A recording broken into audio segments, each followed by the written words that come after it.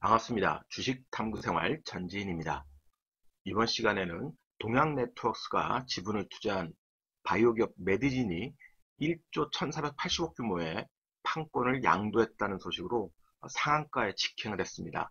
그래서 이 내용을 살펴보는 시간을 갖도록 하겠습니다.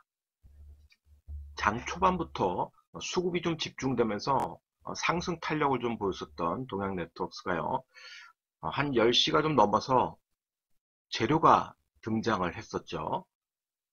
지분을 출자했던 회사 메디진이 아시아개발 판권을 사이토반트에 양도했다고 밝혔습니다. 근데 그 규모가 향후 최대 10억 달러가 넘는다. 그러니까 우리 돈으로 1조 1,400억 이상이 될 거다라는 소식이 나오면서 이제 추가 급등을 하면서 상한가를 간 거죠. 일단 계약금으로 1,000만 달러를 지급을 받았고요. 또 향후에 마일스톤 외에도 제품 판매에 따른 로얄티도 10% 이상 지급될 예정이기 때문에 만약에 이것이 진짜 임상이 제대로 진행이 되고 실질적으로 판매까지 된다 그러면 뭐 큰 수익을 만들 수가 있겠죠. 그러나 우리가 한미약품 사태에서도 보실 수 있듯이 언제든지 임상이 실패할 수도 있고요. 임상하는 과정에서 이것보다 더 좋은 치료제가 나온다 그러면 중도의 임상을 포기하는 경우도 얼마든지 생길 수 있습니다. 그래서 장기적 관점으로 투자하시는 분들은 그런 것까지도 모두 다 감안을 하고 내 투자 비중에 아주 적은 부분만 하셔야지 충분히 인내가 가능할 거예요. 왜냐하면 성공할 가능성도 있지만 그보다는 많은 임상 사례에서 나왔듯이 실패할 가능성이 훨씬 더 많은 겁니다. 그 부분을 꼭 인식을 하셔야 되는 거고요. 이번 판권 양도에 대해서 동양네트워크스 관계자가 동아에스테하고 지금 공동으로 진행하고 있는 심장 판막석회화증 치료제가 있습니다. 이 임상 이상 진행에 역량을 집중하기 위한 것이라고도 또 했고, 메디진의 연구 개발 확보도 필요했기 때문에 어쩔 수 없는 이제 선택이었다, 이런 얘기를 했던 거고요. 향후 메디진을 나스닥 이전 상장이라든지 또 추가 투자 유치 등의 업무를 함께 나갈 예정이라고 또 밝혔습니다. 요 공시 내용만 보면 정말로 뭐 이보다 더 좋을 수는 없을 것 같아요. 아주 근사합니다. 근데 우리가 짚고 넘어가야 될 부분들이 있기 때문에 여러분들은 꼭 그 부분을 생각을 하셔야 됩니다. 먼저 동양네트워크스가 메디진에 투자한 지분을 보면 지분율이 6.72%입니다. 언제 투자했느냐? 최초 투자일이 작년도 5월 30일입니다. 아주 영악하죠? 이런 계획들을 어느 정도 인지한 상태에서 투자를 진행을 한 겁니다. 자, 그런데 평가손익은 오히려 많이 줄어들었어요. 보시다시피 평가손익이 마이너스 153억, 300억을 투자했는데 장부가액이 지금 155억으로 줄어들었습니다. 시총이 그만큼 반토막 났다는 소리죠. 왜냐하면 변경된 주식수가 없기 때문에 그렇습니다. 지분율도 변동이 없고요. 6.72% 그대로 지분율을 갖고 있습니다. 계속해서 적자를 보는 기업, 뭐 바이오사들이 대부분 다 그렇죠. 흑자로 전환되기까지는 시간이 많이 필요합니다. 자, 그래서 향후 메디진의 주가가 올라가게 되면 또 기말잔액은 다시 재평가를 받게 될 거예요. 그렇지만 지분율이 60%도 아니고 16%도 아니고 6.7%입니다. 앞으로 이 6.7%의 지분이 크게 상승하려면 엄청난 폭등이 나와야 돼요. 메디진의 주가 흐름을 보면요. 역시 작년 대비해서 계속해서 주가가 흘러내렸다가 최근에 2019년 들어서 반등을 모색하는 구간이었습니다. 자, 그러다가 재료를 냈고요. 8유로 때 있던 주가는 급등을 해서 지금 10.5유로까지 급등을 했습니다. 뭐 추가적으로 계속 상승한다 그러면 뭐 동양네트워크스로서는 상당히 좋은 일이 되겠죠. 그래서 메디진의 주가 흐름을 같이 보면서 동양네트워크스를 매매를 하셔야 될 겁니다. 이렇게 좋은 호재가 있음에도 불구하고 동양네트워크스의 최대 주주는 지금 자신의 지분을 양도할 계획을 세우고 있습니다. 상당히 이상하지 않습니까? 앞으로 이렇게 좋은 일들이 많은데 그럼에도 불구하고 왜 자기들이 지분을 매각을 하려고 할 거야? 상당히 좀 재밌는 상황이 지금 동양네트워크스 내에서 벌어지고 있습니다. 분명히 긍정적인 부분도 있지만 약간의 부정적인 부분도 같이 있기 때문에 여러분들이 그 부분을 비교하면서 검토할 수 있어야 될 겁니다. 일단 최대 주주의 입장에서 가장 부담스러운 것은 지금 재무 현황입니다. 보시다시피 동양네트워크스는 지속적으로 좀 적자를 보는 구조고요.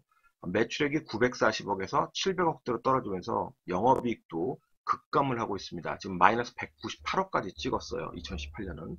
자, 그러다 보니까 최대 주주 입장에서는 바이오 산업의 진출을 확대하면서 미래 가치를 계속 높일 것이냐, 아니면 당장 발등에 떨어진 불을 좀 해소할 것이냐 고민이 좀 된단 말입니다. 그런데 일단 최대 주주가 선택한 길은 지분을 매각하는 쪽으로 잡은 것 같습니다. 동양네트워크스의 최대 주주는 메탈스퀘어 투자조합입니다. 자, 투자조합이라는 것은 역시 사모를 말하는 거죠. 그러니까 사모의 입장에서는 계속해서 자신들의 이익을 극대화하는 방향으로 가는데, 그 극대화하는 방향에서 뭔가 리스크가 있다든지 아니면 지금이 적정 시점이라고 생각이 되면 그냥 당연히 수익을 청산하는 겁니다. 자, 그러면 3월 27일 날 계약을 체결했는데 누구랑 체결했느냐? 김광재 씨랑 체결했습니다.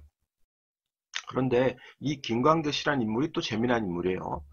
우준기전의 전 대표이사입니다. 그리고 현 이사이기도 하고요. 조금 이따 또 설명하겠습니다만 지금 우진기전이라는 우량회사가 동양네트워크스로 인수될 지금 상황이 또 벌어지고 있어요. 그러니까 인수된다기보다는 실질적으로 우회 상장을 노리는 것 같습니다. 그러니까 여러 가지 지금 작업들을 하고 있는 거예요. 그리고 메탈스퀘어 투자조합은 이번에 얼마의 매매대금을 받게 되냐면 매각하면서 얻는 매매대금은 382억 정도가 됩니다. 큰 돈이죠. 382억. 그러면 이 친구들이 최대 주주가 될 때 3자 배정으로 들어와서 최대 주주가 됐는데 그때 얼마를 들여서 들어왔는지 한번 보시죠. 자, 보시다시피 192억입니다. 약 193억 정도 들여가지고 지분을 투자해서 들어왔는데 아까 보시면 얼마요? 380억이 넘는 금액으로 매각을 합니다. 매각 차익만 얼마요? 190억이 넘습니다. 기가 막히죠? 1년 만에 192억, 193억 투자해가지고 190억대를 또 버는 거예요. 진짜 기가 막힌 투자를 한 겁니다. 눈에 보이는 것만 이렇고 눈에 보이지 않는 다른 쪽에 부가 수익도 따지면 진짜 대박을 낸 거죠. 그러니까 미래의 불확실성을 더 키우기보다는 아예 내가 금액을 크게 받고 매각할 수 있을 때 매각을 한다. 이 작업을 기가 막히게 한 겁니다. 자, 매각 대상자가 김광재 씨라고 아까 설명을 했었죠. 그 양반이 우진기전의 전 대표이사라고 했습니다. 자, 그런데 올 3월에 어떤 얘기가 나왔었냐면 동양네트워크스와 HQ인베스트먼트 그리고 개인 한 명이 포함한 컨소시엄이 우진기전의 주식을 양수하기를 위했다. 이런 얘기가 나왔어요. MOU를 체결한 겁니다. 그러면서 이 MOU를 체결할 때 만약에 이것이 MOU 체결이 안 된다 그러면 이때는 이제 다시 보증금을 받아내는 거고요.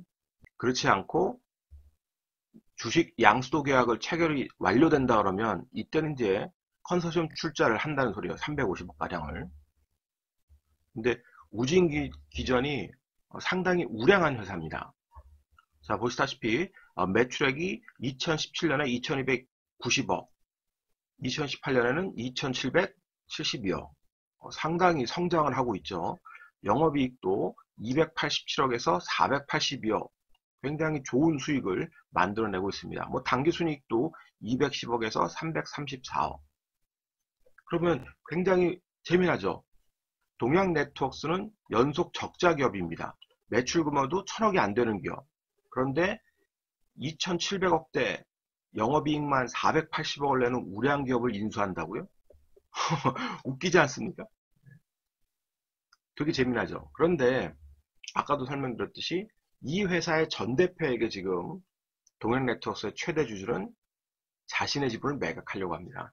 결국 이것이 진짜 제대로 성사만 된다면 우진기전이 어디로 가요?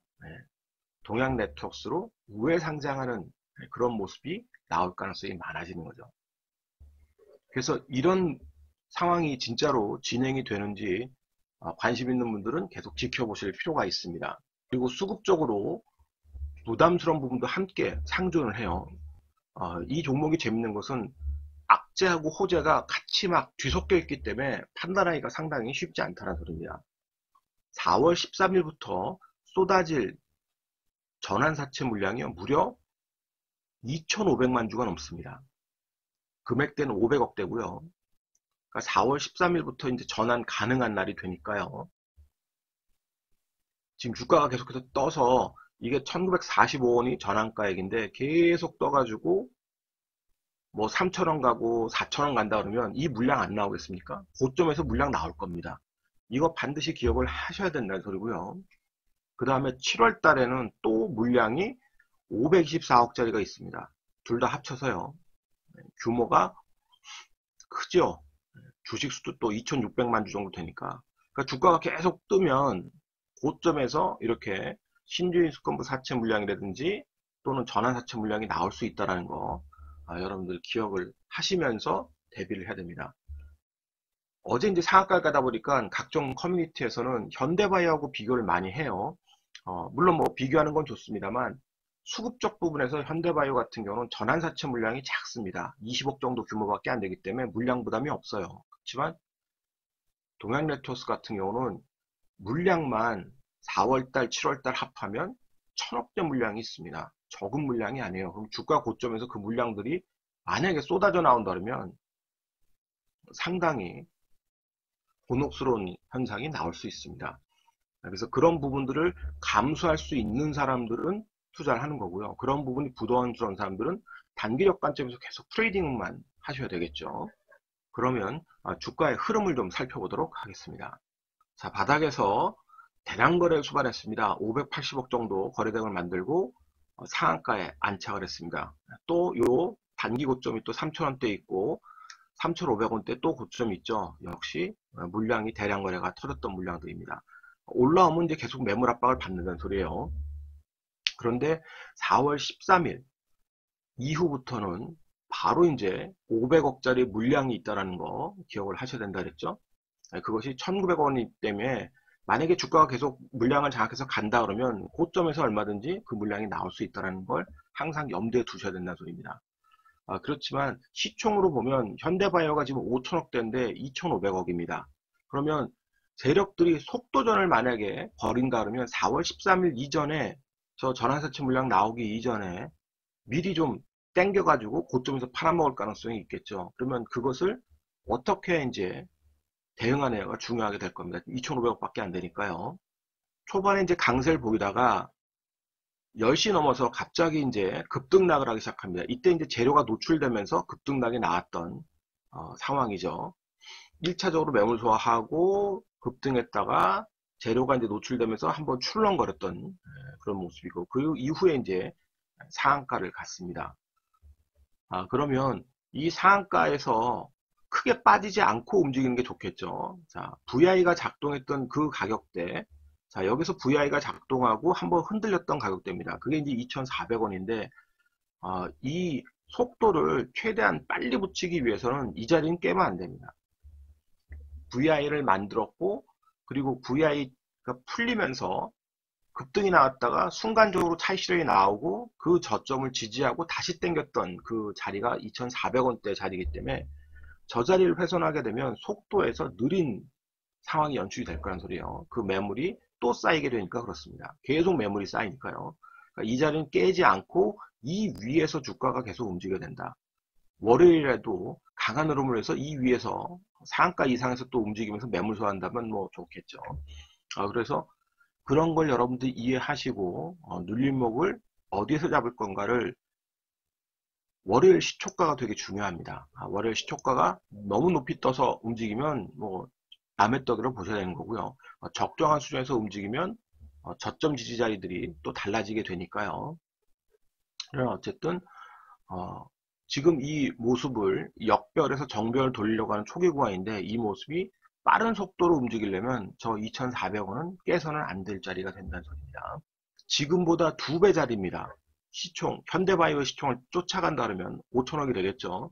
앞전에 그 고점 근처까지도 한번 도전을 해볼 수 있다는 소리예요. 이 근처까지요. 이 5천원 자리까지 한번 도전해 볼 수가 있습니다. 현대바이오랑 단순 비교만 해놓고 본다면요. 그러면 그 자리까지 가려면 엄청 빨리 가야 됩니다.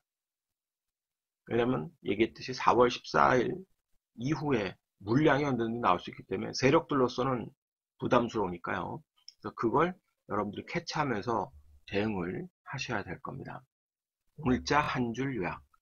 사모펀드는 오직 이익만을 추구한다. 이 영상이 도움이 되셨다면 좋아요, 구독하기 부탁드리고요. 저는 다음 시간에 또 뵙도록 하겠습니다. 고맙습니다. 전지인이었습니다.